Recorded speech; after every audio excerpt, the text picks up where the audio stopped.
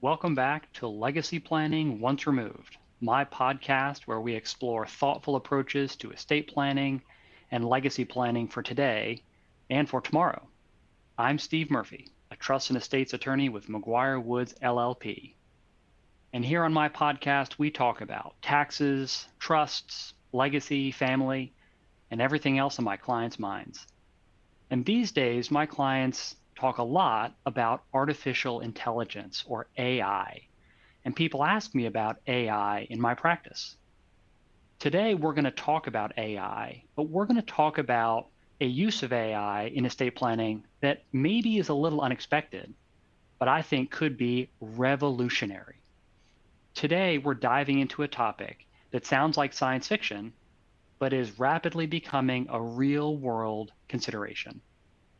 Can artificial intelligence help a trust settlor shape their legacy?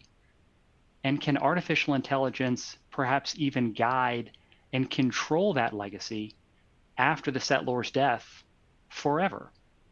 In this episode, we'll be summarizing some key points from a recent article that I wrote with my partner, David Hirsch. And this was published in Trust and Estates magazine. And it's titled, Can a Trust Settlor Stay in Control Forever? Using settlor-trained artificial intelligence to carry out the settlor's wishes in perpetuity. I'll put the full citation in the transcript. In the article, David and I explore the concept of something we call settlor-trained artificial intelligence, or STAI, or STAI, as a potential trustee or decision maker in trusts, and what that could mean for the future of estate planning. Let's start with the age-old problem in estate planning. When you make a gift, whether during life or upon death, you give up control. And in fact, we talk a lot about that on this podcast. Think back to the title, Legacy Planning Once Removed. What is the shape of that legacy once the donor is removed from the equation? So for many donors, that loss of control is unsettling. And trusts have long been used as a way to maintain some influence over how assets are managed and distributed by carefully choosing trustees and drafting detailed instructions for those trustees. But again, traditionally, the settlor, the person creating the trust, can't serve as trustee, especially if they want the trust to achieve certain tax or asset protection goals. In other words, at some point, the settlor has to let go. At some point, the settlor is removed. But what if that wasn't the case? What if, through the power of artificial intelligence, you could train a digital version of yourself to make decisions for your trust and assets long after you're gone? That's the idea behind settlor-trained artificial intelligence, or STAI, or STAI. And I'll call that in this episode the STAI trustee. So, what exactly is the STAI trustee? Let's take a step back. Generative AI models, like the ones powering today's chatbots, can be trained on a specific individual's data. That means with enough information, an AI program could be programmed to respond to questions and scenarios much like the settlor would have in life. And we've seen that in some recent tech headlines where individuals have trained a model to interact with mourners at their funeral, or to interact with individuals maybe through their tombstone, even after their death. But the STAI trustee isn't just about recreating someone's voice or image for sentimental reasons. It's about capturing their values, decision-making style, and even their general intent. So imagine a trust where, instead of relying on a human trustee to interpret your wishes, an AI trained on your emails, texts, social media platform posts, journals, and even your responses to hypothetical scenarios could make those decisions for you. The more data you provide, the more accurate the AI's simulation of your thinking can be. And we've seen this in these AI models. In the article, David and I give some historical context for why this idea of the STAI trustee could be so powerful. We talk about the famous Buck Trust case, Beryl Buck left a fortune to benefit the needy in a particular county in California. But after her death, the trust's value skyrocketed, and the trustees wanted to potentially expand its reach to benefit people in other counties. But the courts had to interpret her intent. Would she have wanted to help more people, or would she have wanted to stick to her original local focus?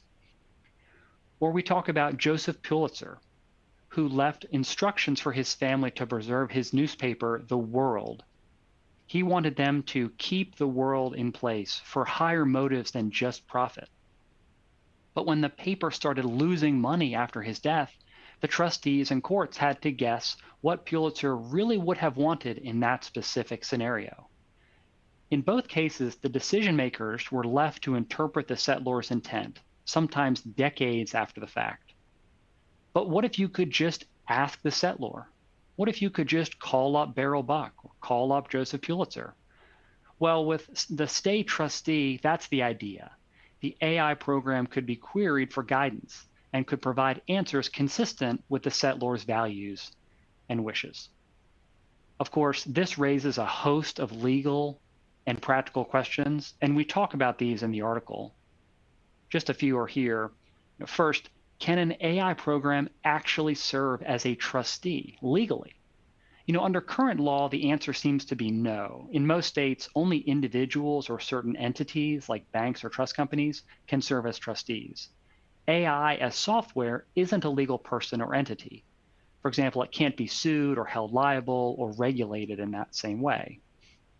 But there seem to be workarounds. In the article, we suggest using a limited liability company, or LLC, as the actual trustee entity. And then the LLC could be managed by a human. And its operating agreement could require the manager to follow the directions of the STAI trustee. This way, the human manager provides a human in the loop, a safeguard against AI errors or hallucinations, while the AI still drives the decision making. Alternatively, the STAI trustee could serve in other roles, like a trust director or trust protector, with varying degrees of authority and oversight. And the trust could be structured so that the STAI trustee's recommendations are just that, recommendations, or so that it shares the decision-making power with human co-trustees.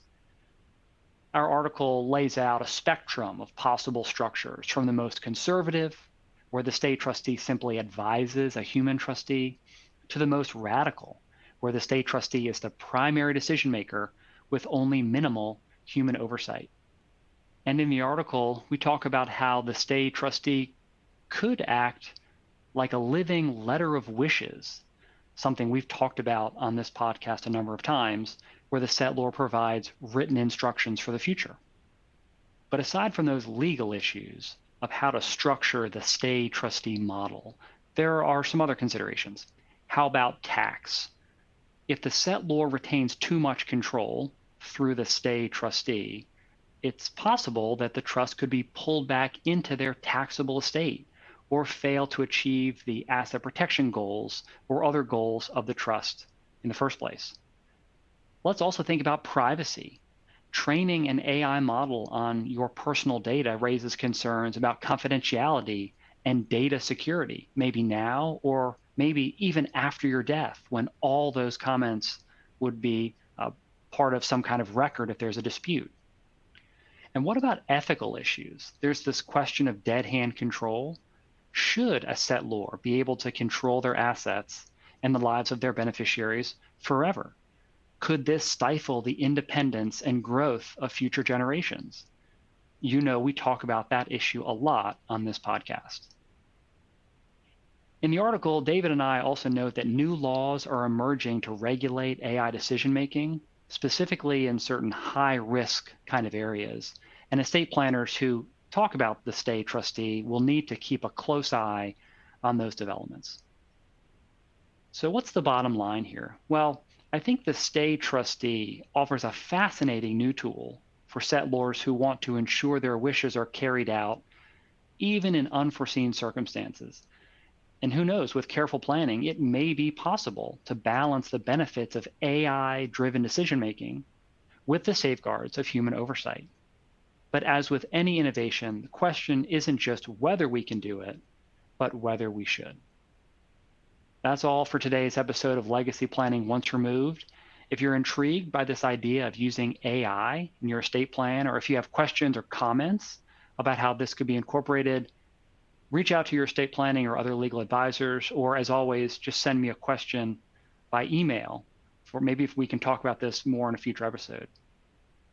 I'm Steve Murphy, and this has been Legacy Planning Once Removed, my podcast on thoughtful legacy planning for today and, yes, for tomorrow. Thanks for listening. And until next time, walk like you leave footprints.